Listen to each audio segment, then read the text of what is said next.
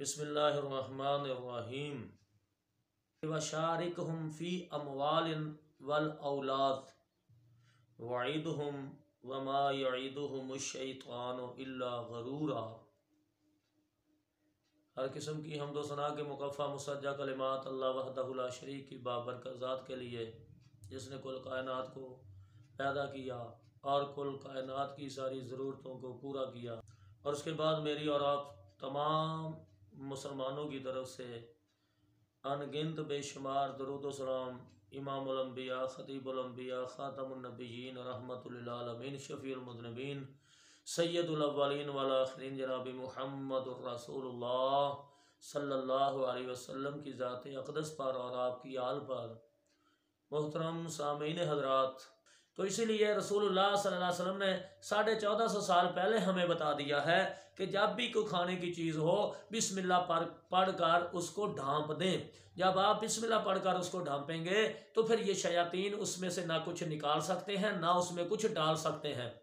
तो अल्लाह के नबी सल्लल्लाहु अलैहि वसल्लम ने ये जो चीज़ें हमें तरकीबें इनकी बताई हैं कि रात को लाइटें बंद करके सोया करो, चिरागों को बजा कर सोया करो, क्योंकि ये शयातीन घर में आग भी लगा सकते हैं उन्हीं चिरागों के ज़रिए से।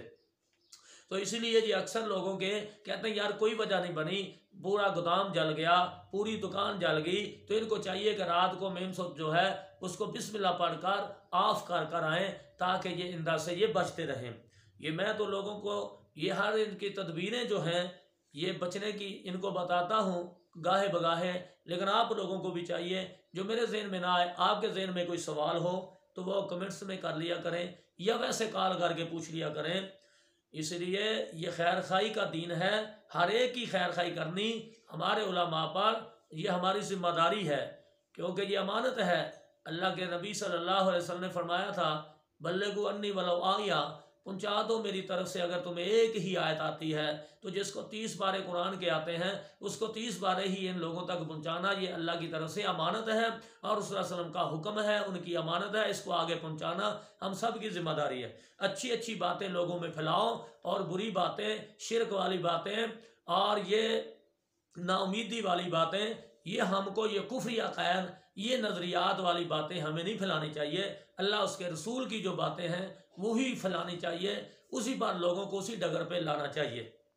ये कर लो, चौक में अंडे रखाओ और तुम ऐसा करो, ये बकरा कब्रिस्तान में छोड़ाओ, ये गोश्त तुम नहर में बहा दो, ये गोश्त तुम कब्रिस्तान में फेंकाओ, ये छत पे डाल देना, ये सारे के सिरों पे घुमा कर ऐसे कर देना, ये सारे शिरकी अकायद हैं। अल्लाह के नाम में बड़ी पावर है, अल्लाह की कलाम में बड़ी पावर है। अगर तुम में हिम्मत है तो पहले खुद इनसे मुकाबला करो, जिन्नात को निकाल कर, इनके जिस्मों से निकाल कर, जादू का इल्म इनके दिलों से, इनके दिमागों से निकाल कर फिर इनको ये कहो नमाज पढ़ो, अल्लाह का जिक्र करो, अल्लाह की शरीयत के मुताबिक अपनी ज़िंदगी बसर करो। ये ऐसी बातें बताने से कभी शयातीन नहीं जाते। वो ये गलत बातें, जब भी गलत बात आती है अल्लाह की मदद पीछे हट जाती है। जब अल्लाह की मदद नहीं आएगी तो तुम्हें इस बीमारी से निजात नहीं मिलेगी। ये इंसान को हर तरह की बीमारी लगा सकते हैं, जिसका डॉक्टरी इलाज ना हो, मेडिकल इलाज ना हो, तो ये सारी बीमारियां समझ लें इसी की हैं। अगर आपने ये चेक करवानी है तो हम इस बीमारियों को फीसबिल्लाह चेक करते हैं, हम बता देते हैं ये जिस्मानी बीमारी है या रूहानी बीमारी है। अगर जिस्मानी बीमारी है तो फिर अच्छे डॉक्टर के से इलाज करवाओ, अगर शैतानी बीमारी है तो फिर अच्छे मुआलिज से इलाज करवाओ। ये बहुत सारी इस फील्ड में, क्योंकि ये फील्ड थी उलमा की, ये फील्ड थी औलिया अल्लाह की, ये फील्ड थी अच्छे नेक लोगों की जो बिल्कुल दयानतदार होते, जो शैतान के साथ मुकाबला कर सकते। लेकिन इसमें शैतान नमा लोग घुस गए हैं, ये लुबादा ओढ़कर, जिनको पता ही नहीं है कि शयातीन इनके ऊपर कौन सी कलाम अल्लाह की भारी है जिससे ये जल जुल जाते हैं।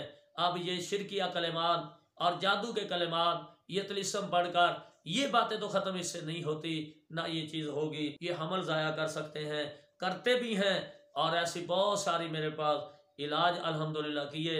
और ये औरतों की डेट बंद कर सकते हैं, इंसान का पेशाब बंद कर सकते हैं, औरतों को भी ये ब्लीडिंग लगा सकते हैं, और थूक भी बार बार मुंह से आ सकता है कि जो रुकने ना पाए, कोई दवाई असर ना करे।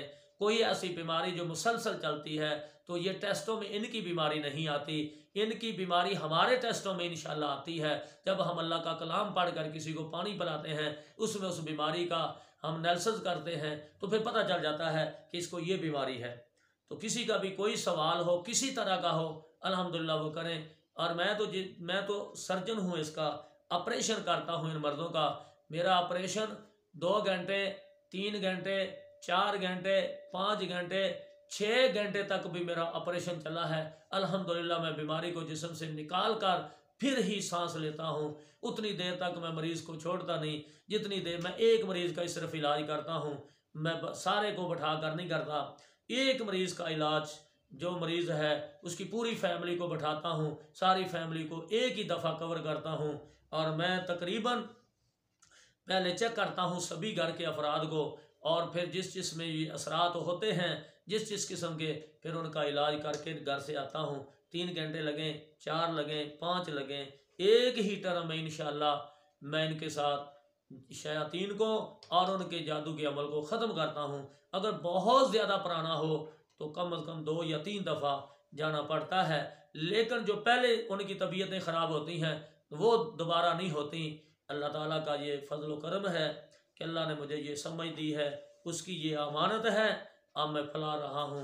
काफ़ी सारे मरीज़ों का इलाज अल्हम्दुलिल्लाह, जो नाउमीद हो चुके थे, जो आमलों से भी नाउमीद हो चुके थे, जो बड़े बड़े आमल बारिश भी हैं और शरीयत के पाबंदी की वो वजाहत भी करते हैं, वज़ाइफ भी बताते हैं, लेकिन उनके पास 10-10, 20-20 दफ़ा गए हुओं को अल्हम्दुलिल्लाह एक ही दफ़ा अल्लाह ने शफा दी है।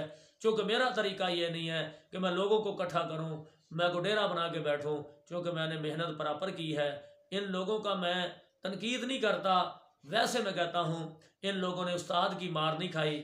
सिर्फ वो दम जो अरबों में लोग करते हैं वो इन्होंने वीडियो से ले लिए और उसकी रिकॉर्डिंगें लगा दी और कानों में रिकॉर्डिंग लगा कर ये इलाज करते हैं। ऐसा इलाज नहीं होता।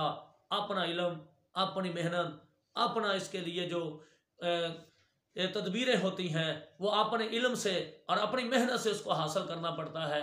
तो मैंने अल्हम्दुलिल्लाह इसके बारे में बहुत ज़्यादा मेहनत की है, उस्ताद की मार खाई है, वो भी उस्ताद जो कुरान और हदीस का पाबंद था, और आगे शयातीन के साथ जब मुकाबला हुआ उनसे मैंने बहुत कुछ सीखा है।